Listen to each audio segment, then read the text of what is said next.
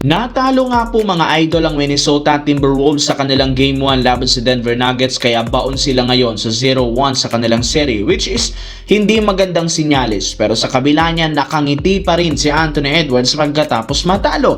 Alam rin naman ito, may kakayahan silang makabawi at manalo sa Game 2. Sa katunayan, ilang beses rin naman nilang nasabayan ang Denver sa Game 1 sa kabila ng mainit na opensa. Muntikan pa nga nila itong mahabol kaya mas magiging madali para sa kanilang team makagawa ng adjustment sa laro. Alam mo rin naman ang kanilang team kung paano talunin ng Denver Nuggets. Hindi nila pwedeng hayaang maging komportable si Jamal Murray na gumalaw. Hindi rin naman sila pwedeng magpakampante at kailangan maging agresibo simula umpisa hanggang sa pagtatapos.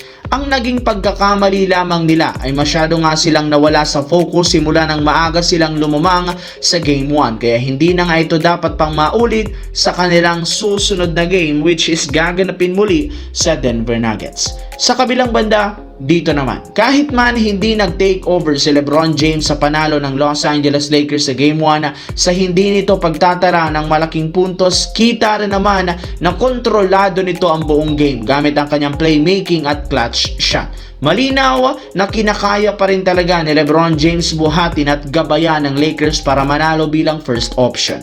Kahit man hindi ganun kalakihan ang kanyang numero, napakalaki rin naman ang kanyang impact sa pagkontrol ng laro. Ginagamit nito ang kanyang experience para ma-outplayed ang Houston Rockets. At dahil sa galawan ngayon ni LeBron James, ibinalgar nga ng isang insider na balak ng Lakers ngayong panatilihin si LeBron sa mga susunod na taon.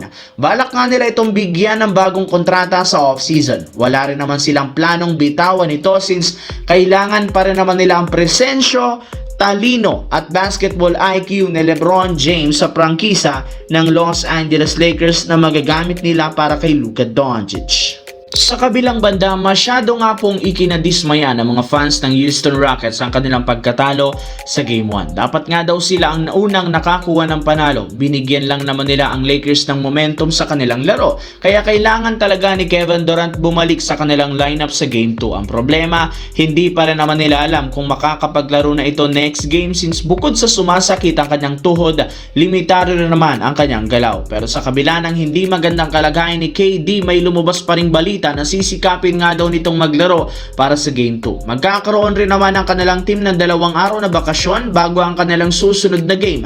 Kaya gagamitin nila ito para mapabilis ang recovery ng tuhod ni Kevin Durant. Kita rin naman last game na sobra talagang nanghina ang opensa ng Houston Rockets sa pagkawala ni Kevin Durant. Kaya kailangan talagang bumalik ito sa kanilang lineup sa lalong madaling panahon. As of now, kapag natalo pa sila sa Game 2, baon nga sila sa 2-0 at lilipat na sa kanilang home court para naman sa Game 3 at Game 4.